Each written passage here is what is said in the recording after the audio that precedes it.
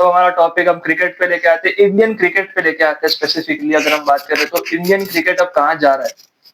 बहुत बहुत सुनने में आ रहा है कि इंडियन क्रिकेट जो है अंडर न्यू हेड कोच, मैं नाम नहीं लूंगा ऑब्वियसली, उनका सभी जानते हैं उनको, उनके अंडर में इंडियन क्रिकेट जो है वो अपनी राह भटक चुका है। तो हमारे जो दो दोस्त है काफी नॉलेज रखते हैं क्रिकेट के ऊपर, आप सब जानते हैं, तब उनका टेक लेंगे कि क्रिकेट जो है Indian team, what is the path to grow Indian cricket के लिए। पिछले आपसे स्टार्ट करेंगे हम, इंडियन क्रिकेट को क्या बदलना चाहिए जो उनको सक्सेस जो वापस मिले हमको।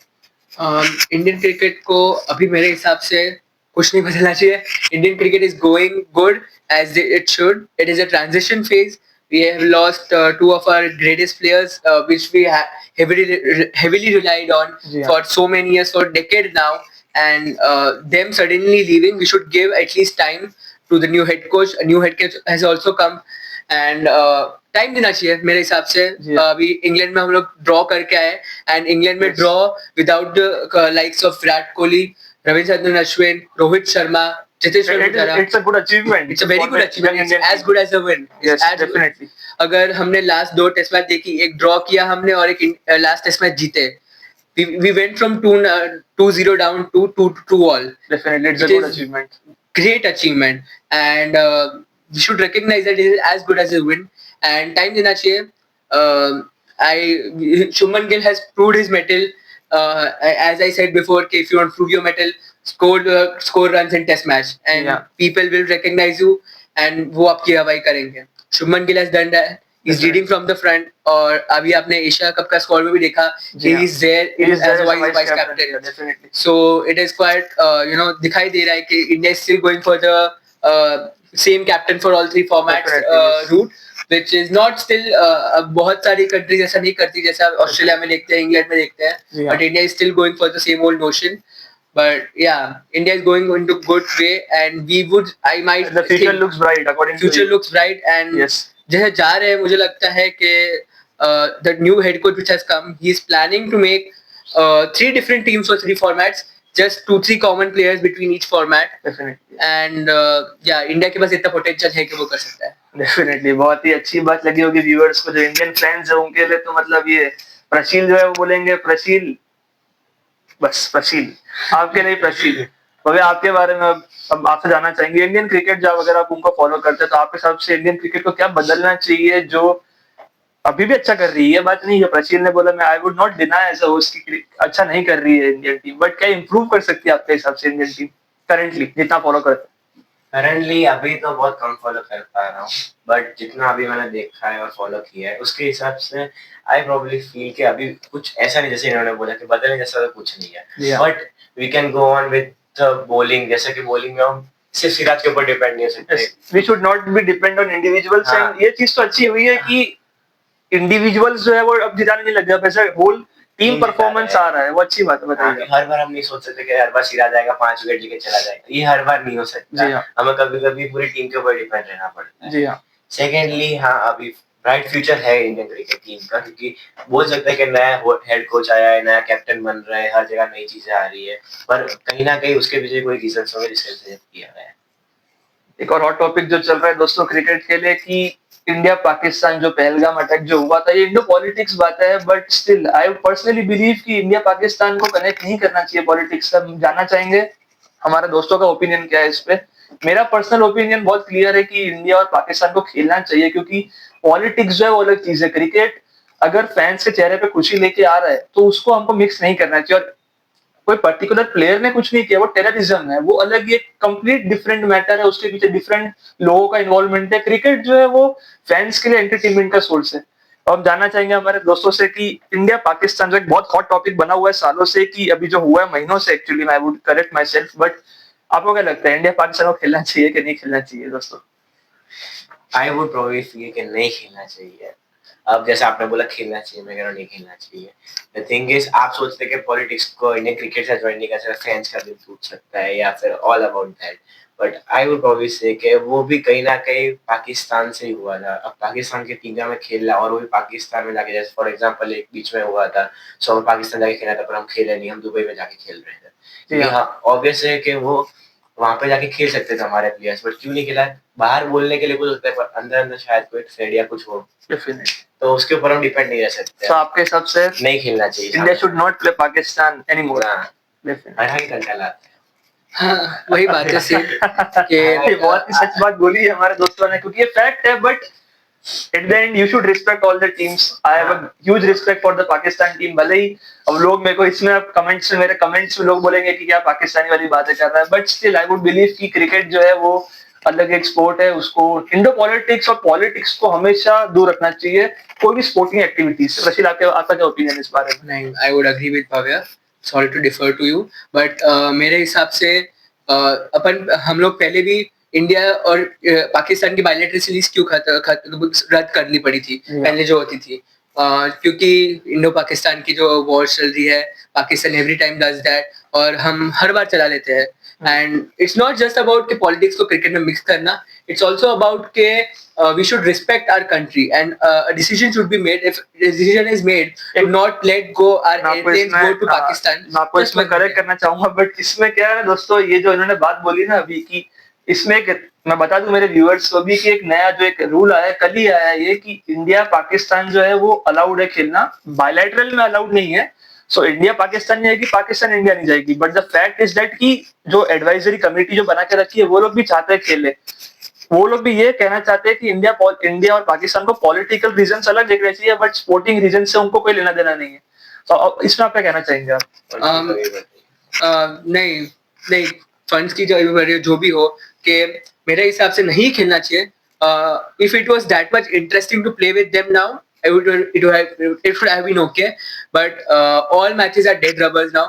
And अगर इतनी वन साइडेड मैचेस आ रही है, then I think that our soldiers' lives are worth more than playing Pakistan. Definitely, it's a fact दोस्तों। जो उन्होंने बात बोली सोल्जर्स के लिए, वो तो हर एक जो इंडियन जो है वो यही बोलेगा कि क्रिकेट तो फिर भी होता रहेगा, बट जवानों से ज्यादा जिंदगी किसी की इंपॉर्टेंट नहीं है। इस पूरे हिंदुस्तान में जवानों की जिंदगी ही प्रायोरिटी है। क्रिकेटिंग तो होता रहेगा, क्रिकेट तो और भी कंट्रीज में हो जाएगा। If India Pakistan match was still entertaining, I would have thought कि maybe ठीक है, at least World Cup में तो खेलते हैं, but they are becoming dead rubbers. The so-called Babar Azam, which they thought that is the copy and greater than Kohli, has been dropped. Definitely. Mohammad Rizwan has been dropped from the Asia Cup squad. Definitely. Both the players जो काफी उनकी reputation थी, जो so called उनके लिए जो God से status पे, उनको दोनों को ड्रॉप कर दिया गया। जो भी रीजंस थे हम उस पर नहीं जाएंगे। So even Pakistan is going to अब ट्रांजिशन फेज में उनको जाना पड़ेगा। They don't have new faces for cricket right now. तो आपके हिसाब से अभी जो है करंटली ये नहीं खेलना चाहिए, आप भी ये इसी पॉइंट पे आप भी जो है वो स्टिक कर रहे हैं कि India should not play Pakistan anymore in any format? No, in any format नहीं खेलना चाहिए। क्योंकि जैसे अपन ने चैंपियंस लीग अपने वर्ल्ड चैंपियंस लेजेंड्स में देखा था। जी हाँ, बॉयकॉट किया था और बहुत सही तरीके से किया था कि उनको पता चलना चाहिए कि वो जो कर रहे हैं हर बार इतना वॉर करते हैं और फिर उनको लगता है कि उनको हम रेवेन्यू देंगे मैचेस के जाके, क्योंकि आधा रेवेन्यू उनको भी जाता है। Live stream matches India Pakistan में भी होती है और उनको वहां से रेवेन्यू मिलता है, और वो सारा रेवेन्यू अगर टेररिज्म में जाता हो तो हम क्यों दे वो रेवेन्यू? बहुत ही एक फैक्ट वाली बात है कि रेवेन्यू जो, मैं आपको थोड़ा सा ब्रीफ अप दूंगा मेरे ऑडियंस को, कि रेवेन्यू जो होता है ना जनरेट क्रिकेटिंग मैचेस से, वो अगर फॉर एन एग्जांपल 100 रुपए मिल रहे हैं किसी को, अगर जनरेट हो रहा है रेवेन्यू, तो 50 दोनों टीम में बांटा जाएगा। ऐसा नहीं कि वो पाकिस्तान पूरा ले जाएगी या इंडिया पूरा ले जाएगी। तो ये बहुत जरूरी है जानना कि रेवेन्यू कैसे डिस्ट्रीब्यूट होता है क्रिकेटिंग नेशंस में। अब इसी के साथ साथ अगर आप रेवेन्यू पे आई गए तो थोड़ा सा बिजनेस के ऊपर आप बातचीत करेंगे वापस।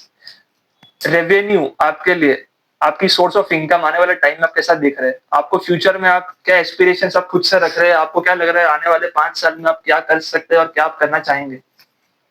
जी, प्रोबेबली 5 साल में तो अभी भी स्टडीज ही चल रही होगी, कॉलेज होंगे, 3 साल कॉलेज में होंगे, लेकिन कोर्स हमारे होते हैं 6 साल 7 साल इतने कोर्स होते हैं।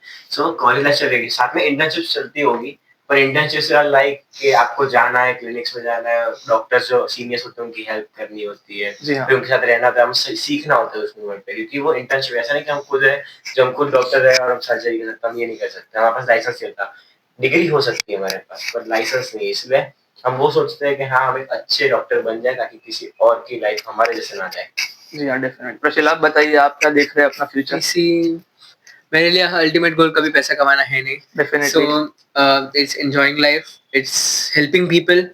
और मेरे लिए अगर आप 5 साल में बात करें, again I would be studying like him, B.Pharm चल रहा होगा मेरा, डेफिनेटली। बैचलर्स चल रहा होगा, बैचलर के बाद मास्टर्स करूंगा, डूइंग समथिंग और समथिंग, साथ में इंटर्नशिप चल रही होगी.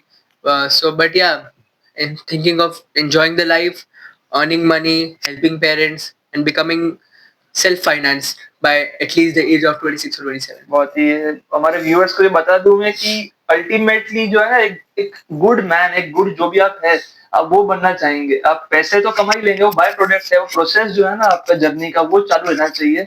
सो हमारे गेस्ट ने जो हमको बताया, जो हमारे उनके पर्सन उन्होंने जो बातें बताई, आई होप कि उससे आपको काफी कुछ सीखने मिल रहा होगा.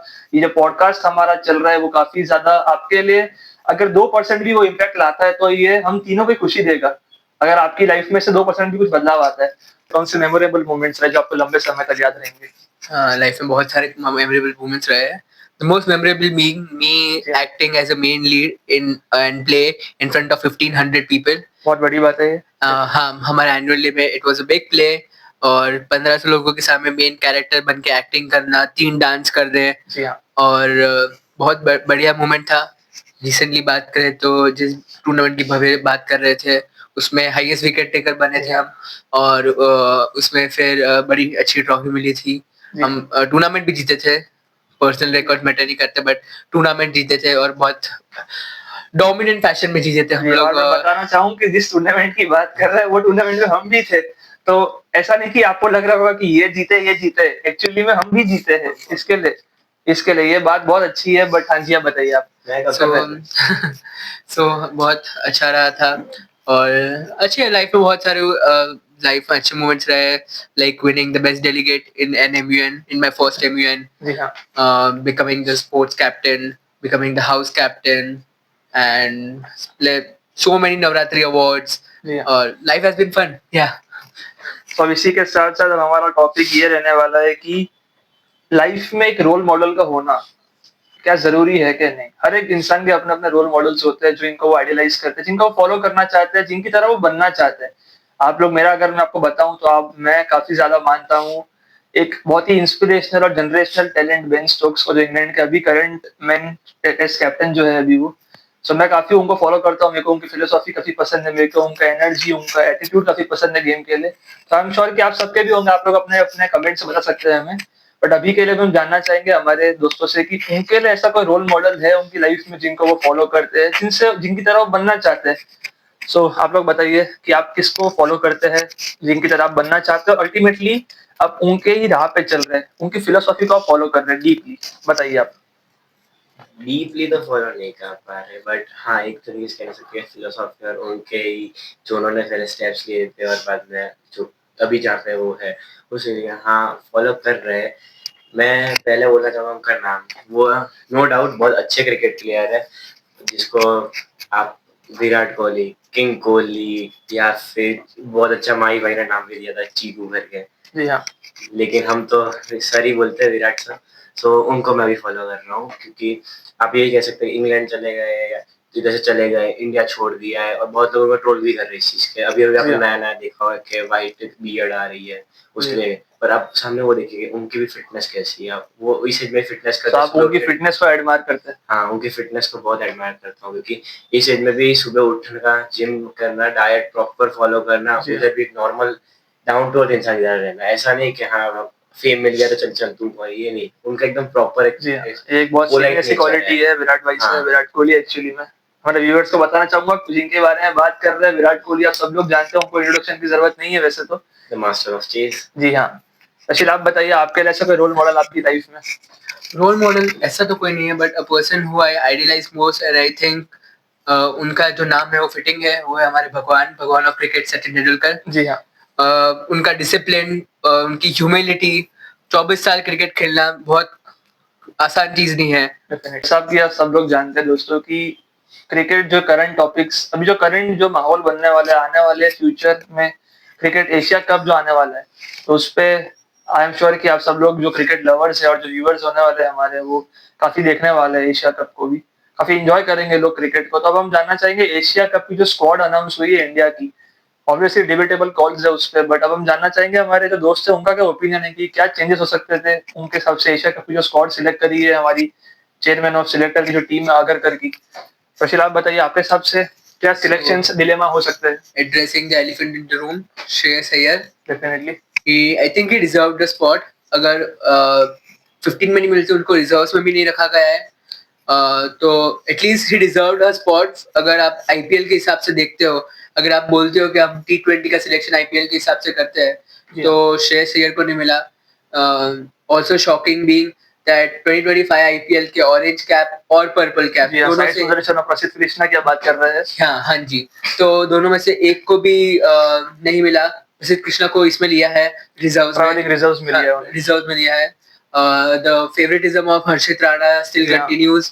इट इज क्वाइट विजिबल के गौतम गंभीर को हर्षित राणा बहुत ही पसंद है और उनको टीम में चाहिए ही ओवर प्रसिद्ध कृष्णा और मोहम्मद सिराज और मोहम्मद शमी. डेफिनेटली मोहम्मद शमी की बात तो मैं नहीं बोलूंगा क्योंकि शमी जो है उनके कंसर्न है, बट सिराज डेफिनेटली उनको वर्कलोड मैनेजमेंट के नाम पे बिठाया गया. मे बी सिराज ने ज्यादा विकेट्स लिए, हर्षित राणा ने आई थिंक जो 15 मैच में 17 विकेट्स ऐसा कुछ था. उनका थोड़ा सा मीडियोकर रिकॉर्ड रहा है अभी तक. आईपीएल इस बार इतना अच्छा नहीं गया था. 24 अच्छा गया था, 25 बहुत मीडियम बोल सकते हैं क्योंकि 10 की इकोनॉमी से वो रन रेट देते हैं, इकोनॉमी होती है उनकी, इसलिए.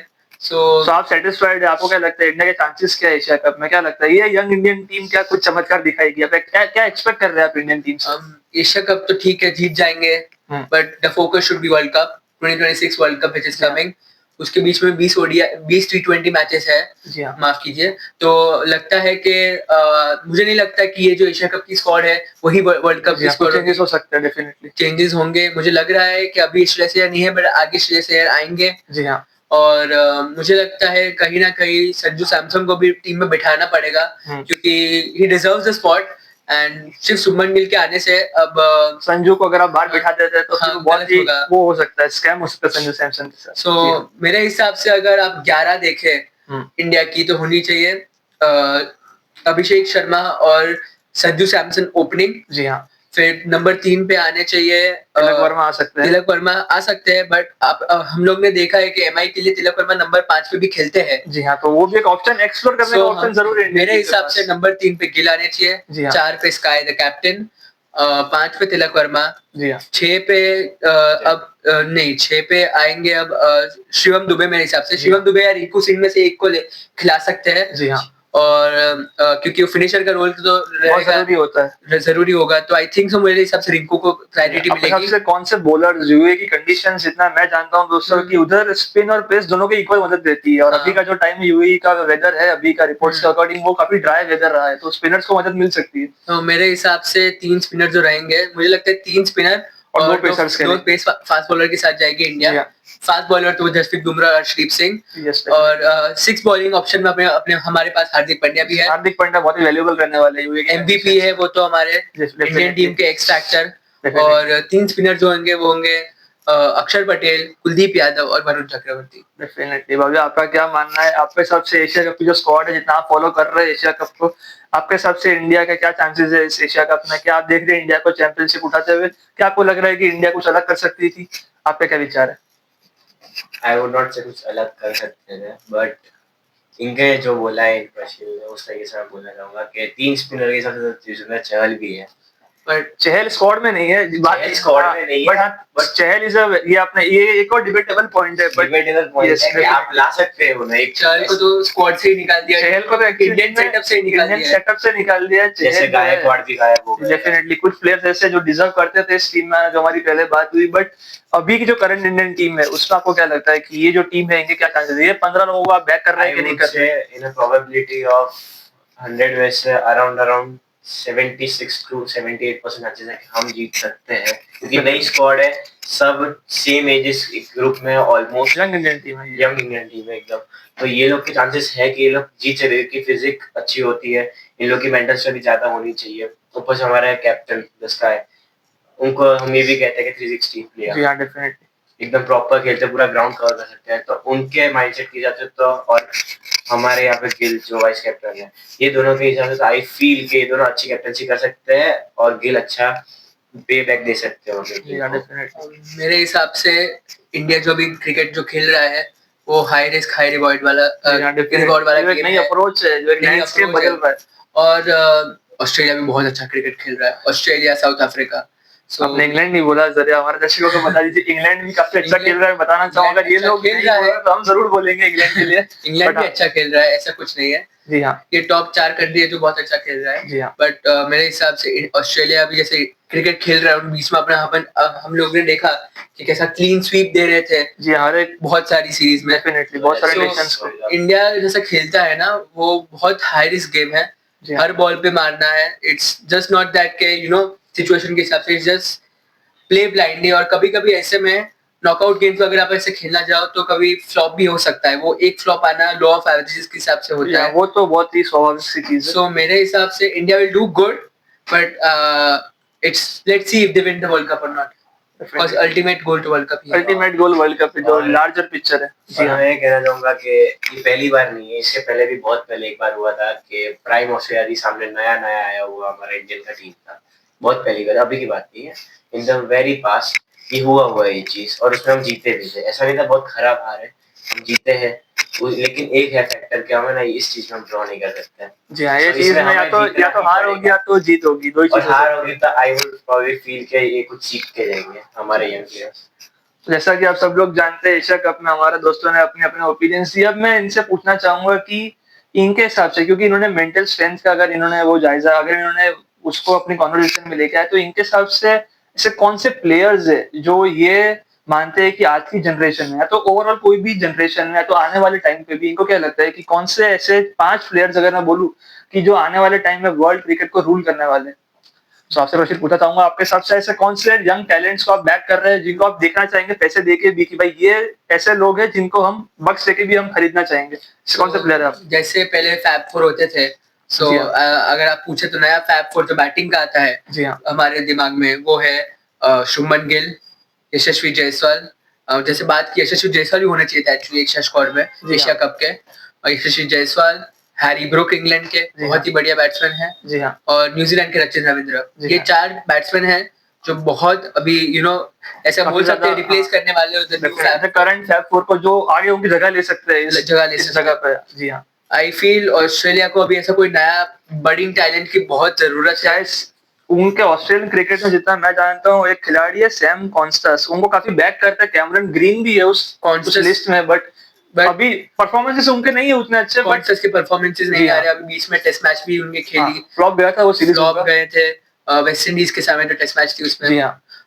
बट हाँ, और फिर अगर आप पांचवा मुझे पूछेंगे तो जी हाँ। साउथ अफ्रीका के डेविड ब्रूइस, डेवाल्ड ब्रूविस, वो तो जनरेशनल टैलेंट उनको दिया जा रहा है। वो जो से अभी क्रिकेट खेल रहे हैं, जी हाँ, वो काफी अलग लेवल पे खेल रहे हैं। अलग लेवल पे क्रिकेट खेल रहे हैं। जी हाँ। और वो झलक दिखाई देती है एबी डिविलियर्स की, जैसे बात करते ये हैं। भी जो उन्हें टैग दिया हुआ है एक्सपर्ट्स के द्वारा। जी हाँ, पहले जो वो टैग दिया तो वो थोड़ा प्रेशर में उनको बट अब वो परफॉर्मेंस नहीं आता, बट अब वो लिव अप कर रहे हैं उस पे और बहुत ही बढ़िया क्रिकेट खेल रहे हैं। आपके हिसाब से भव्य, आप किसको, आपके हिसाब से कौन ऐसे यंगस्टर्स है जिनको आप बोलेंगे कि यार ये जो है ना, ये आने वाली पीढ़ी को आगे लेके जाएंगे? आपके हिसाब से ऐसे कौन से प्लेयर्स आप जिनको आप बैक करते हैं? देखिए, 2 नाम तो सेम है, एक तो यशस्वी जायसवाल और रचित रविंद्र। जी हाँ, 2 नाम ऐसे हैं जो आपको ऐसा लगेगा कि ये सोचे नहीं थे लेकिन आ गए। जी हाँ, बोलिए। जैसे कि एक है वैभव सूर्यवंशी, लवली प्लेयर है वो भी अपने। लवली प्लेयर, और जी हाँ। अभिषेक शर्मा। ये बहुत अच्छे है ये। 2 प्रॉपर हार्ड हिटर, साथ जी में हाँ। ओपनिंग भी अच्छी कर लेते हैं ये लोग। जी हाँ, और इन लोगों के साथ आई फील, जैसा वैभव सूर्यवंशी का आईपीएल सीजन आपने देखा होगा, पहली बार खेलता हुआ है लड़का जो अच्छे बॉलर्स होते हैं, कोई नॉर्मल बॉलर्स, अच्छे बॉलर्स को भी 6 मार सकता है। उसकी पहले मैच में या दूसरे मैच में सेंचुरीज मार सकता है। जी हाँ, तो एक अच्छी चीज है उसके लिए।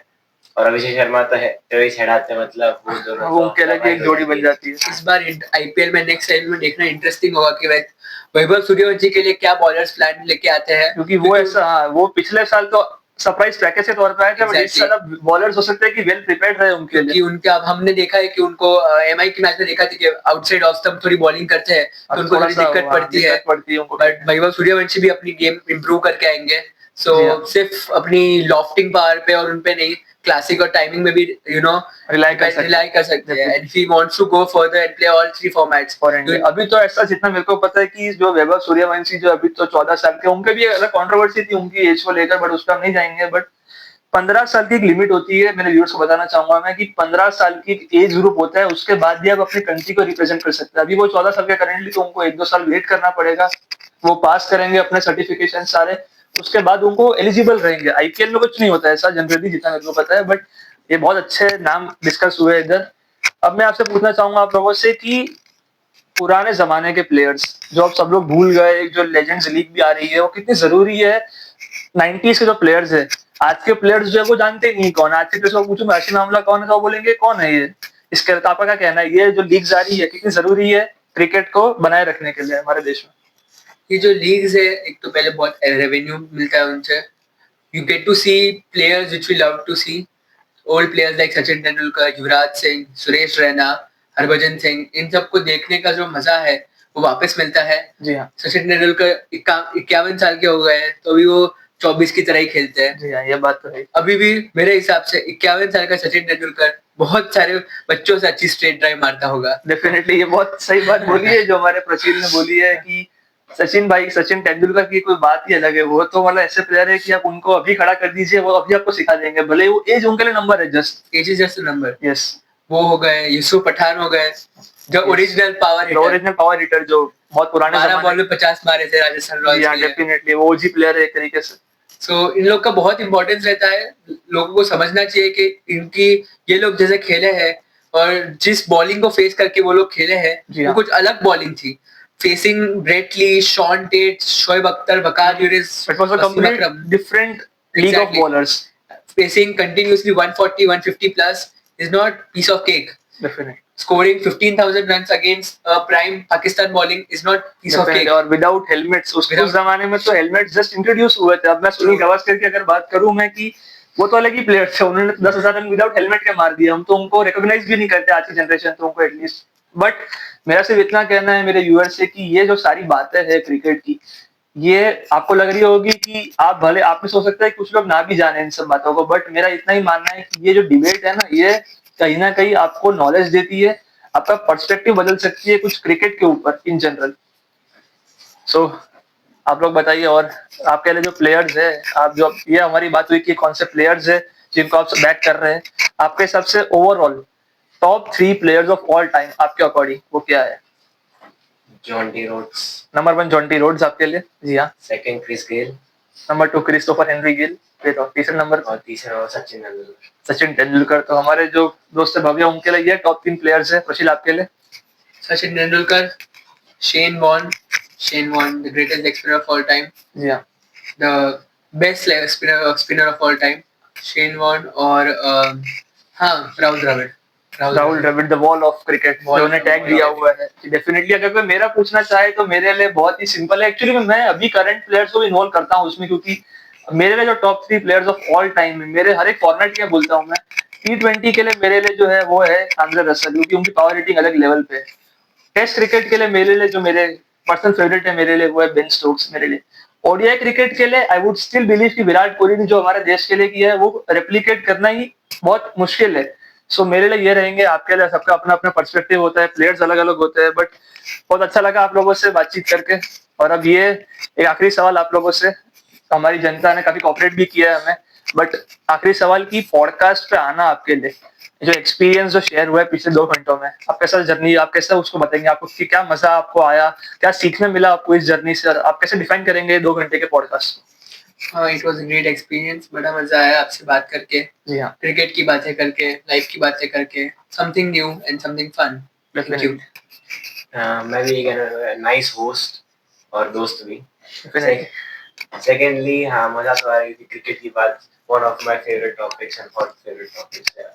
उसके सिवा लाइफ की खुद की बात करके बचपन वापस जी के पहले 2011 का वर्ल्ड कप याद करना, फिर पहले के प्लेयर्स याद करना, उन लोग की फिजिक, वो सब कुछ वापस एक बार फ्लैशबैक्स में लेना, वो सब बहुत मजा आता है।